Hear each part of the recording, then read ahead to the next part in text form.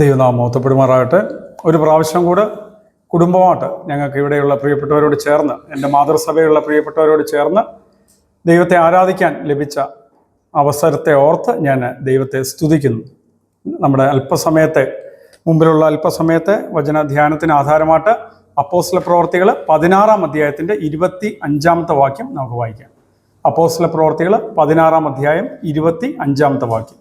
ആരെങ്കിലും വാക്യങ്ങൾ വായിച്ചെന്ന് സഹായിക്കണമെന്ന് ആഗ്രഹിക്കുന്നു.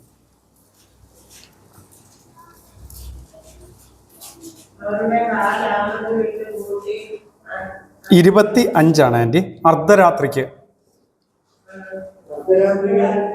അതെ,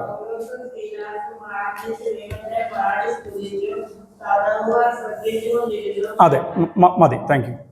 ഇവിടെ നമുക്ക് പരിചയമുള്ളതാണ്, ഇതിൻ്റെ പശ്ചാത്തലം വളരെ പരിചയമുള്ളതാണ്, അതുകൊണ്ട് അധികം വിവരിക്കേണ്ട ആവശ്യമില്ല. ഇവിടെ നമ്മൾ കാണുന്നത് അർദ്ധരാത്രിക്ക് പൗലോസും ശീലാസും പ്രാർത്ഥിച്ച് ദൈവത്തെ സ്തുതിച്ചുകൊണ്ടിരുന്നു. ആ പറഞ്ഞ ഭാഗം മാത്രം നമ്മൾ കേൾക്കുമ്പോൾ അതിൽ വലിയ അസാധാരണത്വമൊന്നും തോന്നത്തില്ല. കാരണം പൗലോസും ശീലാസും എന്താണ് ചെയ്യുന്നത്? അവർ പ്രാർത്ഥിക്കുന്നു, ദൈവത്തെ സ്തുതിക്കുന്നു. സമയം കുറച്ച് സ്ട്രെയിഞ്ചാണ്, അർദ്ധരാത്രി. ഇതിപ്പം ഒരു സഭയിൽ നമ്മൾ പ്രതീക്ഷിക്കുന്നതാണ്. പ്രാർത്ഥിക്കുക, പാടുക, സ്തുതിക്കുക. അല്ല, നമ്മുടെ ഭവനങ്ങളിലും നമ്മൾ ചെയ്യുന്ന കാര്യമാണ്.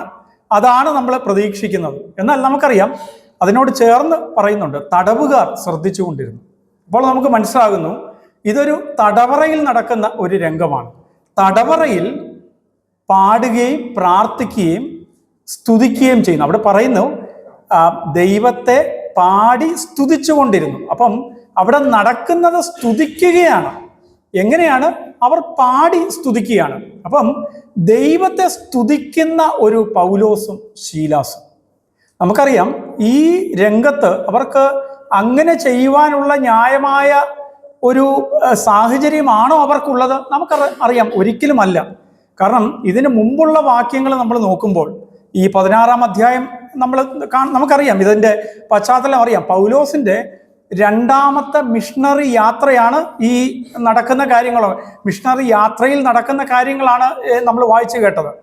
15-ാം അധ്യായത്തിൻ്റെ അവസാന വാക്യം 40-ാം വാക്യത്തിലാണ് മിഷണറി യാത്ര ആരംഭിക്കുന്നത്. രണ്ടാം മിഷണറി യാത്ര ആരംഭിക്കുകയാണ്.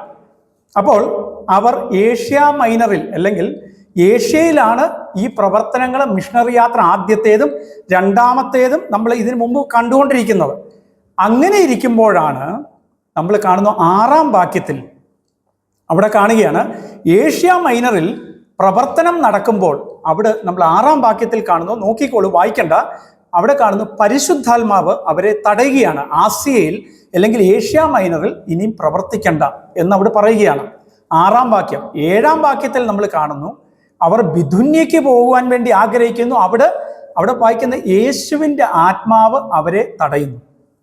അതിനുശേഷം മുമ്പോട്ട് വരുമ്പോൾ 9-ാം വാക്യത്തിൽ പൗലോസ് ഒരു ദർശനം കാണുകയാണ്. മക്കതോന്യക്കാരനായ ഒരു വ്യക്തി ഈ പൗലോസിനെ ദർശനത്തിൽ വിളിക്കുകയാണ്, ഞങ്ങളുടെ ദേശത്തിലേക്ക് വരിക എന്ന് അപേക്ഷിച്ചു എന്നാണ് പറയുന്നത്. അതായത് പ്ലീഡ് ചെയ്യുക, വളരെ വളരെ ഡെസ്പറേറ്റ് ആയിട്ട് പൗലോസിനോട് പറയുകയാണ്, ഞങ്ങളുടെ ദേശത്തേക്ക് വരിക. 9-ാം വാക്യം. 10-ാം വാക്യത്തിൽ അവിടെ നമ്മൾ കാണുന്നു, ഇത് ദൈവത്തിൽ നിന്ന് ഉള്ള ദർശനമാണെന്ന് മനസ്സിലാക്കിയ പൗലോസ് ഈ മക്കതോനിയയിലേക്ക് പോവുകയാണ്. മക്കതോനിയ നമുക്കറിയാം യൂറോപ്പാണ്. ആദ്യമായിട്ട് സുവിശേഷം യൂറോപ്പിലേക്ക് കടക്കുവാൻ പോവുകയാണ്. ഇതുവരെ ഏഷ്യ മൈനറിലായിരുന്നു. 6-ാം വാക്യം. അവിടെ ഇനി പ്രവർത്തിക്കണ്ട എന്ന് പരിശുദ്ധാത്മാവ് വിലക്കുകയാണ്. അതിനുശേഷം ഏഷ്യയിൽ നിന്ന് ഫസ്റ്റ് ടൈം യൂറോപ്പിലേക്ക് സുവിശേഷം കടക്കുവാൻ വേണ്ടി പൗലോസ് തൻ്റെ ശീലാസ്, തിമത്തിയോസ്, 2-ാം വാക്യത്തിൽ നമ്മൾ കാണുന്നു തിമസ്തിയോസ്. അതിനുശേഷം ഈ 10-ാം വാക്യത്തിൽ നമ്മൾ കാണുന്നുണ്ട് എഴുത്തുകാരനായ ലൂക്കോസും. ഞങ്ങളെന്നാണ് അവിടെ പറയുന്നത്. ലൂക്കോസും ഇവരോട് കൂടെ ചേരുകയാണ്. 4 പേര് സുവിശേഷം വഹിച്ചുകൊണ്ട് യൂറോപ്പിലേക്ക് കടക്കുവാൻ പോവുകയാണ്. ഇവിടെ നോക്കുക, ഞാൻ പറഞ്ഞ വാക്യങ്ങൾ 6, 7, 10 ഈ വാക്യങ്ങളൊന്ന് നോക്കിയാൽ നമുക്ക് മനസ്സിലാകും. 6-ൽ പരിശുദ്ധാത്മാവിനെ കാണുന്നുണ്ട്, 7-ൽ യേശുവിൻ്റെ ആത്മാവിനെ കാണുന്നുണ്ട്, 10-ൽ ദൈവം എനിക്ക് ഈ ദർശനം തന്നു എന്ന് പൗലോസിന് മനസ്സിലാകുന്നു. ഞാൻ പറഞ്ഞതിൻ്റെ അർത്ഥം, പരിശുദ്ധാത്മാവ്, യേശുവിൻ്റെ ആത്മാവ്, ദൈവം. അതായത് ത്രിയേക ദൈവത്തിൻ്റെ കയ്യൊപ്പുള്ള അല്ലെങ്കിൽ പൂർണ്ണമായ ത്രിയേക ദൈവത്തിൻ്റെ പെർമിഷനോടുകൂടെ സുവിശേഷ പ്രവർത്തനത്തിന് വേണ്ടി കടന്നു വന്ന ഒരു ദേശത്താണ് പൗലോസും ശീലാസും തടവിൽ രാത്രിയിൽ കഴിയുന്നത്. പ്രിയപ്പെട്ടവരെ, നമുക്ക് തളരുവാൻ അല്ലെങ്കിൽ പഴിചാരുവാൻ അത് ധാരാളമാണ്, അത്രയൊന്നും വേണ്ട. നമുക്ക് ഇതിൻ്റെ ഈ പറഞ്ഞ പ്രകാരമുള്ള ഒരു സമ്മതമൊന്നും വേണ്ട. അല്ലെങ്കിൽ പോലും നമ്മൾ തളർന്നു പോകും. ഇങ്ങനെ ഒരു അനുഭവം നമ്മുടെ ജീവിതത്തിൽ ഇത്രയൊന്നും വേണ്ട. ഇതിൻ്റെ പകുതി ഒരു അനുഭവം വന്നാൽ പോലും നമ്മൾ തകർന്നു പോകുന്ന അവസ്ഥയാണ്. എന്നാൽ ഇവിടെ നോക്കുക, ദൈവത്തിൻ്റെ പൂർണ്ണമായ കയ്യൊപ്പുള്ള അല്ലെങ്കിൽ പൂർണ്ണ സമ്മതമുള്ള ത്രിയേക ദൈവത്തിൻ്റെ സമ്മതത്തോടുകൂടി യൂറോപ്പിലേക്ക് വരികയാണ്. അവർ കടന്നു വരുന്നത് ഫിലിപ്പി എന്ന പട്ടണത്തിലേക്കാണ്. വായിച്ചാൽ മനസ്സിലാകും 11-ാം വാക്യം. ഫിലിപ്പി പട്ടണത്തിലേക്ക് വരികയാണ്. അവിടെ വരുമ്പോൾ നമ്മൾ എന്താണ് പ്രതീക്ഷിക്കുന്നത്? ഈ ദൈവത്തിൻ്റെ പൂർണ്ണ സമ്മതപ്രകാരം വരുമ്പോൾ ഒരു പുരുഷൻ അവരോട് പറയുകയാണ്, സ്വപ്നത്തിൽ അപേക്ഷിക്കുകയാണ്, കടന്നു വരൂ. അപ്പോൾ നമ്മൾ പ്രതീക്ഷിക്കുന്ന എന്താണ്? അവിടെ വലിയ അത്ഭുതമാണ് പ്രതീക്ഷിക്കുന്നത്. അതായത് വലിയൊരു ജനക്കൂട്ടം ഇവരെ വെയിറ്റ് ചെയ്യുകയാണ്. ഇപ്പോൾ സുവിശേഷപ്രവ അങ്ങോട്ട് അറിയിച്ചാൽ മതി, അവിടെ വലിയ പരിവർത്തനം, വലിയ അത്ഭുതം നടക്കാൻ പോവുകയാണ് എന്നാണ് നമ്മൾ സ്വാഭാവികമായിട്ട് പ്രതീക്ഷിക്കുന്നത്. പക്ഷെ 12-ാം വാക്യം വായിക്കുമ്പോൾ നമുക്ക് മനസ്സിലാകും അതല്ല അവിടെ സംഭവിക്കുന്നത്. അവിടെ കാണുന്നു, അവർ ഈ പട്ടണത്തിൽ വന്നു. അതിനുശേഷം അവിടെ പറയുന്ന ആ പട്ടണത്തിൽ അവർ ചില ദിവസങ്ങൾ പാർത്തു. ചില ദിവസങ്ങൾ, അത് തന്നെ ഒരു അത്ഭുതമാണ്. എനിക്ക് വായിച്ചപ്പോൾ അത്ഭുതം തോന്നി. കാരണം നമ്മൾ പ്രതീക്ഷിക്കുന്ന ഇപ്പം വന്നു, നമ്മളൊക്കെ പ്രതീക്ഷിക്കുന്ന അതാണ് നമുക്ക് വേണ്ടത്. റിസൾട്ട് ഓറിയന്റഡ് ആണ് നമ്മുടെ ലോകം. അതായത് ചെന്നാൽ നമുക്ക് ക്ഷമയില്ല, പെട്ടെന്ന് റിസൾട്ട് വേണം. അപ്പോൾ നമ്മൾ പ്രതീക്ഷിക്കുന്ന ഇത്രയും വലിയ ദർശനം ലഭിച്ചിട്ട്, ഇത്രയും വലിയൊരു പ്ലീഡിങ് ലഭിച്ചിട്ട് ഒരാൾ പറഞ്ഞ് എന്നെ ഇങ്ങോട്ട് കൊണ്ടുവരുമ്പോൾ ഞാൻ പ്രതീക്ഷിക്കുന്നത് ഉടനെ റിസൾട്ടാണ്. വലിയൊരു ജനക്കൂട്ടം, വലിയൊരു പരിവർത്തനം, വലിയൊരു അത്ഭുതം എന്നൊക്കെയാണ് നമ്മൾ പ്രതീക്ഷിക്കുന്നത്. അവിടെ കാണുന്നത്, അവിടെ ഈ പട്ടണത്തിൽ വന്ന് ചില ദിവസം പാർത്തു. 13-ാം വാക്യം അവിടെ കാണുമ്പോൾ എന്താണെന്ന് അറിയുമോ? അവിടെ ഇവർ ശബത്ത് നാളിൽ ഒരു പുഴയുടെ വക്കത്തേക്ക് വരികയാണ്. അവിടെ കാണുമ്പോൾ അവരെന്താ കാണുന്നത് അറിയാം? ഒരു കൂട്ടം സ്ത്രീകളെ കാണുകയാണ്. എന്തൊരു അത്ഭുതമാണ്!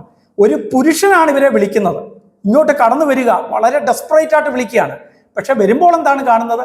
കുറച്ച് സ്ത്രീകളെ അവിടെ കാണുകയാണ്. എന്നാൽ പിന്നീട് നമുക്കറിയാം കഥയൊക്കെ മാറുകയാണ്. അവിടെയും ചില സ്ത്രീകളെ കാണുന്നെങ്കിലും 14-15 വാക്യങ്ങളിലേക്ക് വരുമ്പോൾ ലുദിയ എന്ന ഒരു സ്ത്രീയെക്കുറിച്ച് അവിടെ പറയുന്നുണ്ട്. അവിടെ കാണുന്നു, അവളുടെ ഹൃദയം കർത്താവ് തുറന്നു. ലുദിയയുടെ ഹൃദയം. ചില സ്ത്രീകൾ അവിടെ ഉണ്ടായിരുന്നു, എന്നാൽ അവരെ കുറിച്ചൊന്നും പറയുന്നില്ല. സ്ത്രീകളുടെ ഹൃദയം തുറന്നെന്നല്ല അവിടെ പറയുന്നത്, ലുദിയയുടെ ഹൃദയം തുറന്നു. നമുക്കറിയാം പിന്നീട് നടക്കുന്ന കാര്യങ്ങളൊക്കെ അറിയാം. ലുദിയയുടെ ഹൃദയം കർത്താവ് തുറന്നു. 15-ാം വാക്യത്തിൽ നമ്മൾ കാണുന്നു, ഇതേ ലുദിയ കർത്താവിനെ രക്ഷിതാവായി സ്വീകരിക്കുമ്പോൾ എന്താ കാണുന്നത്? ഈ പൗലോസിനെയും കൂട്ടരെയും തൻ്റെ ഭവനത്തിലേക്ക് ക്ഷണിക്കുന്ന ലുദിയ. അതായത് അവളുടെ ഭവനം അവൾ തുറക്കുകയാണ്.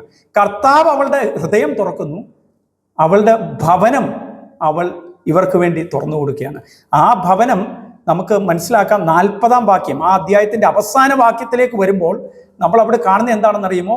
ഈ തടവിൽ നിന്ന് തിരികെ വരുന്ന പൗലോസും ശീലാസും ഒക്കെ ലുദിയയുടെ ഭവനത്തിലേക്ക് വരുമ്പോൾ സഹോദരന്മാർ അവിടെ കൂടിയിരിക്കുന്നു. നമുക്ക് അനുമാനിക്കാം അതൊരു സഭയായി മാറി. ഞാൻ പറഞ്ഞത്, കർത്താവ് അവളുടെ ഹൃദയം തുറന്നപ്പോൾ അവളുടെ ഭവനം ഈ പ്രിയപ്പെട്ടവർക്ക് തുറക്കുമ്പോൾ പിന്നീട് കാണുന്നു അതൊരു സഭയായി രൂപാന്തരപ്പെടുന്നു. ഇത്രയും അത്ഭുതമാണ്. ഞാൻ പറഞ്ഞത്, ഒരു വ്യക്തിയിൽ യൂറോപ്പിലെ ആദ്യത്തെ രക്ഷയിലേക്ക് വരുന്ന വ്യക്തിയാണ് ലുദിയ. യൂറോപ്പ് ഇന്ന് കാണുന്ന ഈ ദേശത്തേക്കൊക്കെ, നമ്മളെയൊക്കെ ഈ ദേശത്തേക്ക് വന്ന അനേക മിഷണറിമാരെ അവിടെ നിന്ന് പുറപ്പെടുവിച്ച യൂറോപ്പ്, ആ ദേശത്തിലേക്ക് ആദ്യത്തെ രക്ഷയിലേക്ക് വരുന്ന വ്യക്തി ലുദിയ. അതിന് കാരണമായി തീരുന്നത് പരിശുദ്ധാത്മാവിൻ്റെയും യേശുവിൻ്റെ ആത്മാവിൻ്റെയും ദൈവത്തിൻ്റെയും അവിടെ, അല്ലെങ്കിൽ ത്രിയേക ദൈവത്തിൻ്റെ പൂർണ്ണ ഹിതപ്രകാരം, സമ്മതപ്രകാരം ആ ദേശത്തിലേക്ക് പോകുന്ന പൗലോസ്. എന്നാൽ നോക്കുക, ആ പൗലോസ് ഈ ലുദിയയുടെയൊക്കെ സംഭവം കഴിയുമ്പോൾ നമ്മൾ 25-ാം വാക്യത്തിൽ കാണുമ്പോൾ അർദ്ധരാത്രിയിൽ തടവറയിൽ കഴിയുന്ന പൗലോസ് നേരെ പിടിച്ച് തടവറയിലോട്ട് ഇടുകയല്ല ചെയ്യുന്നത്. നമുക്കറിയാം അതിൻ്റെ മുമ്പുള്ള വാക്യങ്ങൾ നമ്മൾ കാണുന്നുണ്ട്. എന്താണ് സംഭവിക്കുന്നതെന്നറിയാം. ഇതിന് മുമ്പുള്ള പശ്ചാത്തലം അറിയാം. ഒരു ഭൂതം ബാധിച്ച ഒരു സ്ത്രീ, അല്ലെങ്കിൽ വെളിച്ചപ്പാടത്തിയായ ഒരു സ്ത്രീ, അവരിൽ വരുന്ന മാറ്റം, യജമാനന്മാർക്ക് വേണ്ടി വേല ചെയ്യുകയാണ്, ഭാവി പറയുന്ന ഒരു സ്ത്രീയാണ്. എന്നാൽ അവളിൽ ഈ പൗലോസ് ശാസിച്ച് അവളുടെ ഭൂതത്തെ അവളിൽ നിന്ന് പുറത്താക്കുമ്പോൾ അവളിൽ വലിയൊരു രൂപാന്തരം വരികയാണ്.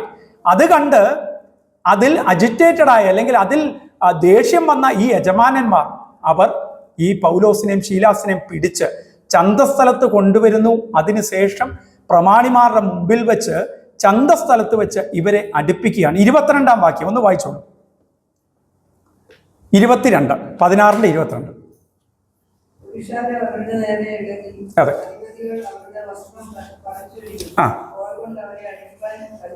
അതെ, കോൽ കൊണ്ട് അവരെ അടിക്കുവാൻ കൽപ്പിച്ചു. അടുത്ത വാക്യം കൂടെ ആൻറ്റി. അടുപ്പിച്ച ശേഷം, അതായത് കോൽ കൊണ്ട് അടുപ്പിക്കുവാൻ കൽപ്പിച്ചു. അതിനുശേഷം ഇമ്മീഡിയറ്റ്ലി കാണുന്നു വളരെ അടുപ്പിച്ച ശേഷം. പ്രിയപ്പെട്ടവരെ, ഞാൻ പറഞ്ഞത് ഇവിടെ പൗലോസിന്റെ ജീവിതം നമ്മൾക്ക് കാണുകയാണ്. ഇവിടെ പൗലോസ് ഈ കോൽ കൊണ്ട് അടുപ്പിക്കുവാൻ കൽപ്പിക്കുന്നു. ഇവിടെ പൗലോസിനെ അടിക്കുവാൻ, ശീലാസിനെ അടിക്കുവാൻ വേണ്ടി കൽപ്പിക്കുന്നു. പൗലോസിന് ഒരു വാക്ക് പറഞ്ഞിരുന്നെങ്കിൽ ഈ രംഗം, ഈ കോൽ കൊണ്ടുള്ള അടി അല്ലെങ്കിൽ പിന്നീടുള്ള ജയിൽവാസം ഇതെല്ലാം ഒഴിവായി കിട്ടുമായിരുന്നു. നമുക്കറിയാം, അങ്ങനെ മറ്റ് ഭാഗങ്ങൾ കാണുമ്പോൾ അങ്ങനെയുണ്ട്. പൗലോസ് ചില രംഗങ്ങളിൽ അത് പറഞ്ഞിട്ടുണ്ട്. എന്താണെന്ന് അറിയുമോ? താനൊരു റോമാ പൗരനാണ്. നമുക്കറിയാം പൗലോസ് യഹൂദനാണ്, എന്നാൽ താനൊരു റോമാ പൗരനുമാണ്. ചില ഭാഗങ്ങളിൽ പൗലോസ് അത് പറഞ്ഞിട്ടുണ്ട്, താനൊരു റോമാ പൗരനാണ്. നമുക്കത് ഒന്ന് പെട്ടെന്ന് വേഗത്തിൽ വായിക്കാം. അപ്പോസ്തല പ്രവൃത്തി തന്നെ 22-ാം അധ്യായത്തിന്റെ 25-ാം വാക്യം വേഗത്തിൽ നമുക്ക് വായിക്കാം. 22-ന്റെ 25. അവിടെ സമാനമായിട്ടുള്ള രംഗം, അതായത് പൗലോസിനെ അവിടെ പുരുഷാരത്വം എല്ലാം ഇളകി പൗലോസിനെ പിടിച്ചിരിക്കുകയാണ്. അവിടെ അടുപ്പിക്കുവാൻ വേണ്ടി അവിടെ കൽപ്പിക്കുകയാണ്. അവിടെ എന്താണ്? 25 വായിച്ചോളൂ. തന്നെ വാറുകൊണ്ട് കെട്ടുമ്പോൾ, അതെ,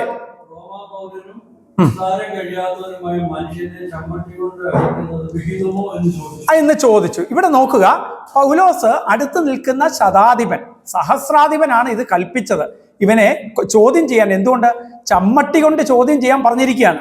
ആ സമയം ഇവിടെ പൗലോസ് അടുത്ത് നിൽക്കുന്ന ശതാധിപനോട് പറയുകയാണ്, റോമാ പൗരനായ ഒരുത്തനെ ഇങ്ങനെ വിസ്താരമില്ലാതെ അടുപ്പിക്കുന്നത് വിഹിതമോ? കാരണം വലിയ ക്രൈമാണ്. ഒരു റോമാ പൗരന് അവൻ കുറ്റം ചെയ്തെന്ന് തെളിഞ്ഞാൽ പോലും അവന് ധാരാളം പ്രിവിലേജസ് ഉണ്ട്. അവൻ്റെ പൗരത്വം നമുക്കറിയാം. ഇന്നിപ്പം ഒരു പല രാജ്യങ്ങളിലെ, പ്രത്യേകിച്ച് US-ൻ്റെയൊക്കെ സിറ്റിസൺ എന്ന് പറഞ്ഞാൽ വളരെ പ്രിവിലേജ്ഡ് ആണ്. കാരണം മറ്റൊരു രാജ്യത്ത് വെച്ചാണ് അവൻ കുറ്റം ചെയ്യുന്നെങ്കിൽ പോലും വളരെ അവന് പ്രൊട്ടക്ഷൻ ഉണ്ട്. അപ്പോൾ ഇവിടെ കാണുക, ഈ പറയുന്ന പൗലോസ് അവനൊരു റോമാ പൗരനായിരിക്കും. നമുക്കറിയാം 25-ാം അധ്യായത്തിന്റെ 11-ാം വാക്യമൊക്കെ വായിക്കുമ്പോൾ അറിയാം, ഇവനെതിരെ ഇനിയും കുറ്റം ഇവൻ ചെയ്തെന്ന് തെളിഞ്ഞാൽ പോലും അതിനെതിരെ ചലഞ്ച് ചെയ്യുവാനുള്ള അധികാരം അവന് ധാരാളമുണ്ട്. സീസറിന്റെ അടുത്ത് വരെ 25-ന്റെ 11 വായിച്ചാൽ മനസ്സിലാകും. സീസറിന്റെ അടുത്ത് വരെ അവന്റെ കാര്യം പറയുവാൻ അല്ലെങ്കിൽ ആ വിധിയെ ചലഞ്ച് ചെയ്യുവാൻ നമ്മുടെ സുപ്രീം കോർട്ട് പോലൊക്കെ സീസറാണ്. അപ്പോൾ അത്രയ്ക്ക് അധികാരമുണ്ട്. എന്താണെന്നറിയാമോ? ഈ പൗരത്വം എന്ന ഒറ്റ കാരണത്താൽ. അങ്ങനെയുള്ളപ്പോഴാണ് വിചാരണ ചെയ്യാതെ ഇവിടെ പൗലോസിനെ ശിക്ഷിക്കാൻ ശ്രമിക്കുന്നത്. വിചാരണ ചെയ്യാൻ വലിയ ക്രൈമാണ്.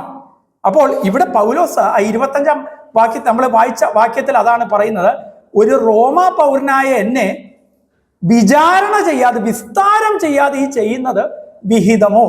അത് വളരെ വലിയ ക്രൈമാണ്. അതിൻ്റെ ആ സീരിയസ്നെസ് അല്ലെങ്കിൽ അതിന്റെ ഇന്റൻസിറ്റി അറിയണമെങ്കിൽ 29-ാം വാക്യം വായിക്കണം. ഒന്ന് വായിക്കാമോ? 22-ന്റെ 29 വായിച്ചോളൂ. ഭേദ്യം ചെയ്യുവാൻ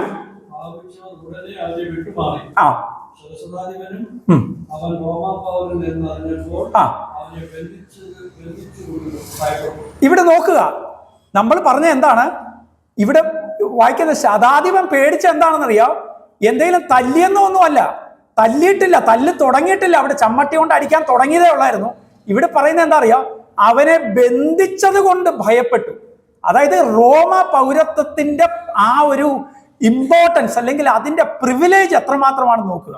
ഇവിടെ നോക്കുക, ശതാധിപൻ എന്താ ഭയപ്പെട്ടെന്നറിയാമോ?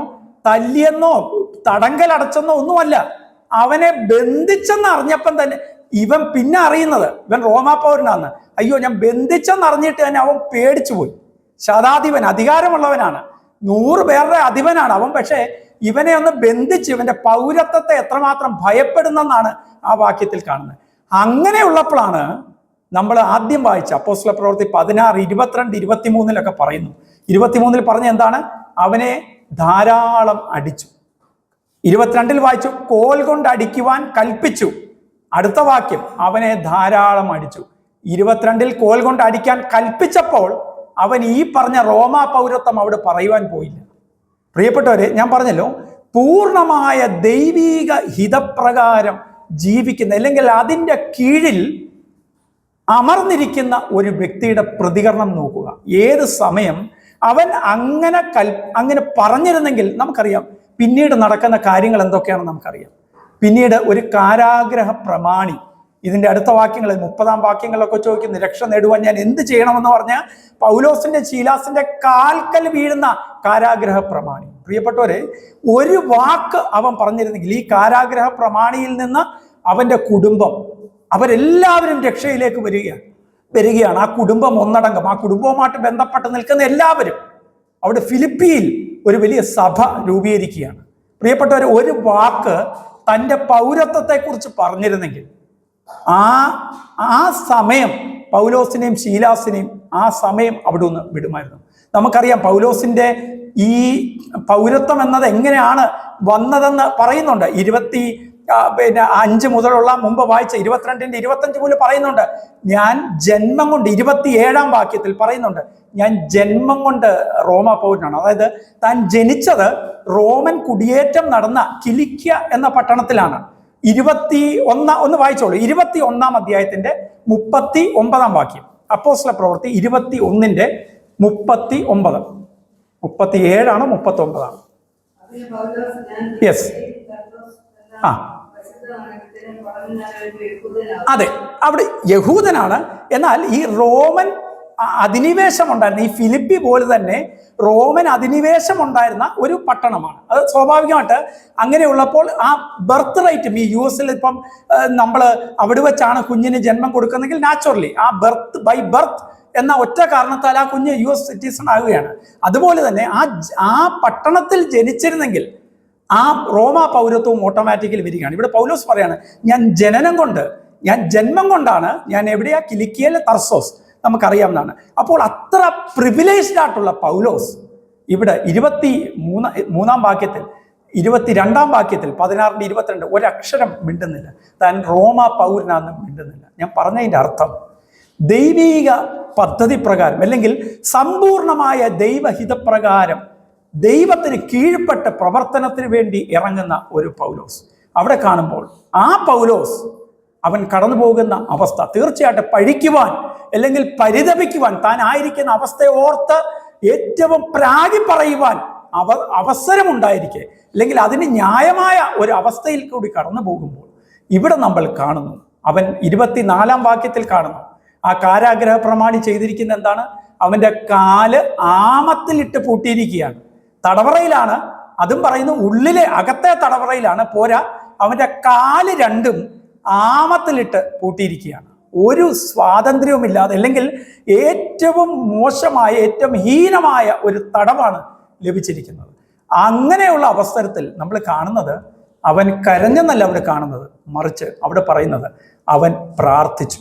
പ്രിയപ്പെട്ടവരെ, അവിടെയും നമുക്ക് ന്യായമുണ്ട്. കഷ്ടത വരുമ്പോൾ, നമുക്കും പ്രയാസങ്ങൾ വരുമ്പോൾ നമ്മൾ പ്രാർത്ഥിക്കും. യാക്കോബ് 5:13 വേഗത്തിൽ വായിച്ചോളൂ. യാക്കോബ് 5:13. യാക്കോബ് 5:13. എന്താണ് നമ്മളൊരു പ്രതിസന്ധി വരുമ്പോൾ എങ്ങനെയാണ് നമ്മൾ പ്രതികരിക്കുന്നത്, അല്ലെങ്കിൽ എങ്ങനെയാണ് സ്വാഭാവികമായിട്ട് പ്രതികരിക്കുന്നത്? ഒന്ന് വായിച്ചോളൂ. യെസ്, നിങ്ങളിൽ കഷ്ടം അനുഭവിക്കുന്നവൻ പ്രാർത്ഥിക്കട്ടെ. പിന്നീട് യെസ്, സുഖം അനുഭവിക്കുന്നവൻ പാട്ട് പാടട്ടെ. പ്രിയപ്പെട്ടവരെ, ഇതാണ് യാക്കോബ് പറയുന്നത്. സ്വാഭാവികം നമ്മളും ചെയ്യുന്ന ഇത് തന്നെയാണ്. കഷ്ടം അനുഭവിക്കുന്നവർ നമ്മൾ എന്ത് ചെയ്യും? കഷ്ടം അനുഭവിക്കുമ്പോൾ നമ്മൾ എന്ത് ചെയ്യും? പ്രാർത്ഥിക്കും. ഇവിടെ യാക്കോബ് ചേർത്ത് പറയുകയാണ്, നിങ്ങളിൽ സുഖം അനുഭവിക്കുന്നവൻ പാട്ട് പാടട്ടെ. സുഖം അനുഭവിക്കുന്നവൻ.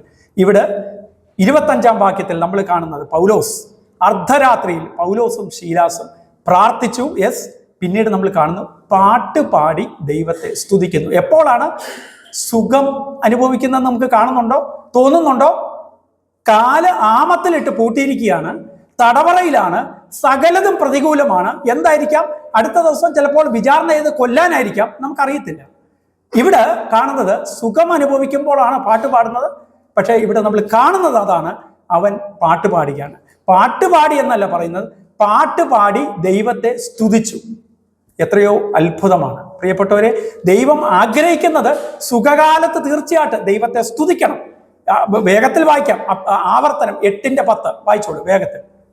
ആവർത്തനം 8:10 അവിടെ പറയുന്നു, സ്വാഭാവികമായിട്ട് ദൈവം പ്രതീക്ഷിക്കുന്നത് നമ്മൾ ദൈവത്തിൽ നിന്ന് നന്മകൾ അനുഭവിക്കുമ്പോൾ എങ്ങനെ നമ്മൾ പ്രതികരിക്കണം? നമ്മളൊക്കെ ചെയ്യുന്ന കാര്യം തന്നെ. വായിച്ചോളൂ. യെസ്.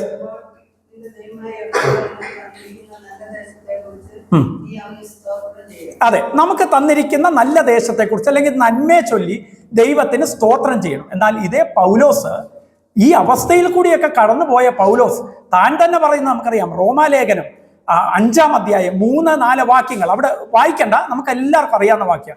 റോമർ 5:3-4 അവിടെ പറയുന്നത് എന്താണ്? കഷ്ടത, സഹിഷ്ണുത, സിദ്ധത എന്താണ്? പ്രത്യാശ ഉളവാക്കുന്നു എന്ന് അറിഞ്ഞുകൊണ്ട് നാം കഷ്ടങ്ങളിൽ പ്രശംസിക്കുന്നു. എത്ര അത്ഭുതമാണ് പ്രിയപ്പെട്ടവരെ. കഷ്ടത അവിടെ പൗലോസ് പറയുന്നത് അത് സംതിങ്, ഇറ്റ്സ് ജനറേറ്റിംഗ് സംതിങ്, അത് ഇറ്റ്സ് ക്രിയേറ്റിംഗ് സംതിങ്. എന്താണ് കഷ്ടത? എന്തിനെയാണ് സൃഷ്ടിക്കുന്നത്? സഹിഷ്ണുത. അതെന്താണ്? സിദ്ധത, ക്യാരക്ടർ ഫോർമേഷൻ. എന്താണ് കഷ്ടത? എങ്ങനെയാണ്? നമ്മളെ പരുവപ്പെടുത്തിയെടുക്കുകയാണ്, നമ്മുടെ സ്വഭാവത്തെ രൂപപ്പെടുത്തി. നമ്മൾ സ്വഭാവ രൂപീകരണം നടക്കുന്ന ഭവനങ്ങളിൽ നടക്കുന്നു, സ്കൂളുകളിൽ നടക്കുന്നു. പക്ഷേ പൗലോസ് പറയുന്നത് എവിടെയാണെന്നറിയാം? ഈ ഫോർമേഷൻ, ക്യാരക്ടർ ഫോർമേഷൻ നടക്കുന്ന എവിടെയാണെന്നറിയാം? കഷ്ടത വരുമ്പോൾ. ഒരു പടിയോട് കടന്ന് പൗലോസ് പറയുകയാണ്, കഷ്ടത എന്താ സൃഷ്ടിക്കുന്നതെന്നറിയാമോ? അത് പ്രത്യാശ സൃഷ്ടിക്കുന്നു. എത്ര അത്ഭുതമാണ് പ്രിയപ്പെട്ടവരെ. എങ്ങനെയാണ്? കഷ്ടത വരുമ്പോൾ പ്രത്യാശ ഇല്ലാതെ വരികയാണ് ചെയ്യേണ്ടത്. കഷ്ടത വരുമ്പോൾ അതാണ് നമ്മുടെ ചുറ്റുപാടും കാണുന്നത്. അത് എപ്പോഴാണെന്നറിയാമോ? നമ്മൾ ഈ തരത്തിലുള്ള പ്രശ്നങ്ങൾ വരുമ്പോൾ, കഷ്ടത വരുമ്പോൾ, നമ്മുടെ ചുറ്റുപാടുമുള്ള ലോകത്തെ പോലെ നമ്മുടെ കഴിവിൽ നമ്മൾ ആശ്രയിക്കുമ്പോൾ, നമ്മുടെ കഴിവിൽ ആശ്രയിച്ച് എൻ്റെ കഷ്ടതയെ ഞാൻ നേരിടാൻ നോക്കുമ്പോൾ പ്രിയപ്പെട്ടവരെ, അപ്പോഴാണ് നമ്മുടെ ചുറ്റും നടക്കുന്ന ആത്മഹത്യകൾ പെരുകുന്നത്. കാരണം ഒരു ഘട്ടം കഴിയുമ്പോൾ എനിക്ക് മനസ്സിലാകും, ഇത് എന്നെ കൊണ്ട് ഒറ്റയ്ക്ക് താങ്ങാൻ അല്ലെങ്കിൽ എന്നെ കൊണ്ട് തരണം ചെയ്യുവാൻ ഇത് കഴിയത്തില്ലെന്ന്. അപ്പോഴാണ് അവർ തളരുന്നത്, അപ്പോഴാണ് അവർ മറ്റ് മാർഗങ്ങളിലേക്ക് തിരിയുന്നത്. എന്നാൽ ഇവിടെ നോക്കുക, അപ്പോസ്തലനായ പൗലോസ് പറയുന്നു, കഷ്ടങ്ങൾ എനിക്ക് തരുന്ന എന്താണെന്നറിയാമോ? അത് പ്രത്യാശ നൽകുന്നു. എന്ത് പ്രത്യാശയാണ്? സ്വർഗീയ പ്രത്യാശ. പ്രിയപ്പെട്ടവരെ, അങ്ങനെയുള്ള ഒരു ഭക്തന് പറയുവാൻ പറ്റും, ഞാൻ കഷ്ടങ്ങളിൽ പ്രശംസിക്കുന്നു, കഷ്ടങ്ങളിലും പ്രശംസിക്കുന്നു. മറ്റു കാര്യങ്ങളിലും പ്രശംസിക്കുന്നുണ്ട്, എന്നാൽ എടുത്തു പറയുകയാണ്, ഞാൻ കഷ്ടങ്ങളിലും പ്രശംസിക്കുന്നു. പ്രിയപ്പെട്ടവരെ, ഇങ്ങനെയുള്ള ദൈവിക നിയന്ത്രണത്തിൽ, ദൈവിക സമർപ്പണത്തിൽ ഉള്ളവർക്ക് മാത്രമേ ഈ രീതിയിൽ പ്രത്യാശിക്കുവാൻ, പ്രതീക്ഷിക്കുവാൻ, പാടുവാൻ, പ്രാർത്ഥിക്കുവാൻ, സ്തുതിക്കുവാൻ കഴിയത്തുള്ളൂ. നമുക്കറിയാം, ഇത് ബൈബിളിൽ നിന്ന് കാണുമ്പോൾ അതൊക്കെ പൗലോസിന് മാത്രമേ പറ്റത്തുള്ളൂ എന്ന് നമുക്ക് തോന്നാം. എന്നാൽ നമ്മുടെ മധ്യത്തിൽ ജീവിച്ച്, നമുക്ക് മുമ്പേ ജീവിച്ച അനേക വ്യക്തികൾ ഈ രീതിയിൽ നമുക്ക് ഉദാഹരണങ്ങൾ തന്ന് ജീവിതം അവരുടെ അവസാനിപ്പിച്ച് പോയിട്ടുണ്ട്. പ്രിയപ്പെട്ടവർ, നമുക്കറിയാം, അനേക പാട്ടുകൾ എഴുതിയ ഒരു മനുഷ്യനാണ് ഹൊറേഷ്യോ ഗേറ്റ്സ് സ്പാഫർഡ്, H.G. സ്പാഫർഡ്. അനേക ഗാനങ്ങൾ എഴുതിയിട്ടുള്ള വ്യക്തി.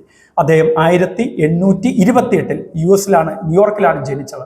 അദ്ദേഹം ഷിക്കാഗോ പട്ടണത്തിലാണ് ജീവിച്ചത്. 1970 വലിയ ധനികനായ മനുഷ്യൻ, ഒരു അഡ്വക്കേറ്റ് ആയിരുന്നു, വളരെ ദൈവഭക്തനായ മനുഷ്യൻ, കുടുംബമായിട്ട് 4 പെൺകുഞ്ഞുങ്ങളും കുടുംബമായിട്ട് സന്തോഷത്തോടെ കഴിഞ്ഞിരുന്ന മനുഷ്യൻ. എന്നാൽ 1870 അദ്ദേഹത്തിൻ്റെ ഭവനം, അദ്ദേഹത്തിൻ്റെ പ്രോപ്പർട്ടീസ്, ധാരാളം സ്വത്ത് സമ്പാദ്യങ്ങളുള്ള വ്യക്തിയായിരുന്നു. അത് വലിയൊരു ഫയർ, ഷിക്കാഗോ ഫയർ 1870 നിങ്ങൾക്ക് നോക്കിയാൽ മനസ്സിലാകും. അതിൽ ഇദ്ദേഹത്തിന് വലിയ കനത്ത നഷ്ടം ഉണ്ടായി. അങ്ങനെ ഇരുന്നപ്പോൾ 2 വർഷം കഴിഞ്ഞിട്ട് ഇദ്ദേഹത്തിൻ്റെ സുഹൃത്തായിരുന്നു D.L. മൂഡി, ഇംഗ്ലണ്ടിൽ വലിയൊരു കൺവെൻഷൻ നടക്കുന്നു എന്നറിഞ്ഞ് ഇദ്ദേഹം തൻ്റെ ഭാര്യയും 4 പെൺകുഞ്ഞുങ്ങളെയും, 11 വയസ്സ്, 9 വയസ്സ്, 5 വയസ്സ്, 2 വയസ്സുള്ള പെൺകുഞ്ഞുങ്ങളെ ഈ പ്രസംഗത്തിന് വേണ്ടി ഈ ഭാര്യയും ഒത്ത് ഒരു കപ്പലിൽ കയറ്റിവിടുകയാണ്. ആ കപ്പൽ യാത്രയിൽ നിങ്ങൾക്കറിയാമോ, കപ്പൽ മറ്റൊരു കപ്പലിൽ ഇടിച്ച് ആ കപ്പൽ തകർന്നു. ഈ എല്ലാവരും അതിൽ മുങ്ങി. എന്നാൽ ഏതാണ്ട് വളരെ കുറച്ച് പേര് മാത്രമേ ആ കപ്പൽ അപകടത്തെ അതിജീവിച്ചുള്ളൂ. അതിലൊന്ന് ഇദ്ദേഹത്തിൻ്റെ ഭാര്യയായിരുന്നു. ബാക്കി 4 പെൺകുഞ്ഞുങ്ങൾ, പ്രിയപ്പെട്ടവരെ നിങ്ങൾക്കറിയാമോ, ആ 4 പെൺകുഞ്ഞുങ്ങളും അദ്ദേഹത്തിൻ്റെ പെൺകുഞ്ഞുങ്ങൾ ആ കപ്പൽ അപകടത്തിൽ കൊല്ലപ്പെട്ടു. അതിനുശേഷം തൻ്റെ ഭാര്യയെ ഇംഗ്ലണ്ടിലേക്ക് അവിടെ മറ്റൊരു സഹോദരൻ അവിടത്തേക്ക് എത്തിച്ചു. അതിനുശേഷം ഈ ഭാര്യയോട് ചേർന്ന് അവിടെ ഭാര്യയുടെ അടുത്തേക്ക് പോകുവാൻ വേണ്ടി ആഗ്രഹിച്ച ഈ H.G. സ്പാഫർഡ് അദ്ദേഹം കപ്പൽ യാത്ര ചെയ്യുമ്പോൾ പ്രിയപ്പെട്ടവരെ ആ അപകടം നടന്ന സ്ഥലത്ത് അവിടെ കപ്പലായപ്പോൾ ആ കപ്പൽ നിർത്തി ആ ക്യാപ്റ്റൻ ഇദ്ദേഹത്തെ അടുത്തേക്ക് വിളിച്ചിട്ട് പറഞ്ഞു, സ്പാഫർഡ്, നിങ്ങളുടെ 4 കുഞ്ഞുങ്ങളും മരിച്ച സ്ഥലം അവിടെയാണ് നിങ്ങളുടെ 4 കുഞ്ഞുങ്ങൾ മുങ്ങി മരിച്ച സ്ഥലം. അവിടേക്ക് ഈ സ്പാഫർഡ് ഒരു നിമിഷം നോക്കി നിന്നു. ചരിത്രം പറയുന്നു അദ്ദേഹം തിരിച്ച് കപ്പലിന്റെ ഡെക്കിലേക്ക് അദ്ദേഹം തിരിച്ചു പോയിട്ട് അദ്ദേഹം ഒരു പേപ്പറിൽ അതിനുശേഷം ഇങ്ങനെ എഴുതി, it is well with my soul. അതിനുശേഷം ചരിത്രം പറയുകയാണ് അദ്ദേഹം വീണ്ടും എഴുതി, when peace like a river attendeth my soul എന്ന് പറഞ്ഞ പ്രസിദ്ധമായ പാട്ടിന്റെ വരികൾ ഉടലെടുത്തത് പ്രിയപ്പെട്ടവരെ ഈ 4 തൻ്റെ പിഞ്ചോമനകളുടെ മരണത്തിന് ആ സ്ഥലം കണ്ടതിന് ശേഷമാണ്. പ്രിയപ്പെട്ടവരെ, ദൈവത്തെ കഷ്ടതയുടെ നടുവിൽ, പ്രതിസന്ധിയുടെ നടുവിൽ തളർന്നു പോകുവാനല്ല, അതിൻ്റെ നടുവിൽ ദൈവത്തെ പാടുവാൻ, സ്തുതിക്കുവാൻ ഭക്തന്മാർക്ക് കഴിഞ്ഞിട്ടുണ്ട്. പ്രിയപ്പെട്ടവരെ, ദൈവം നമ്മളെക്കുറിച്ച് ആഗ്രഹിക്കുന്ന ലോകത്തിന്റെ കൂട്ട് നമ്മൾ അതിനെ തരണം ചെയ്യുവാൻ നമ്മളാൽ ശ്രമിക്കാനല്ല, മറിച്ച് ദൈവത്തിൽ ആശ്രയിച്ച്, ദൈവത്തെ ശരണപ്പെട്ട്, ദൈവത്തോട് നമുക്ക് പാടി പ്രാർത്ഥിച്ച്, നമ്മുടെ ആവശ്യങ്ങൾ അറിയിച്ച് നമ്മുടെ ജീവിതയാത്ര മുന്നോട്ട് കൊണ്ടുപോകാൻ ദൈവം നമ്മളെ സഹായിക്കട്ടെ എന്ന പ്രാർത്ഥനയോടുകൂടി എൻ്റെ വാക്കുകൾ നിർത്തുന്നു. ദൈവനാമം വാഴ്ത്തപ്പെടുമാറാകട്ടെ.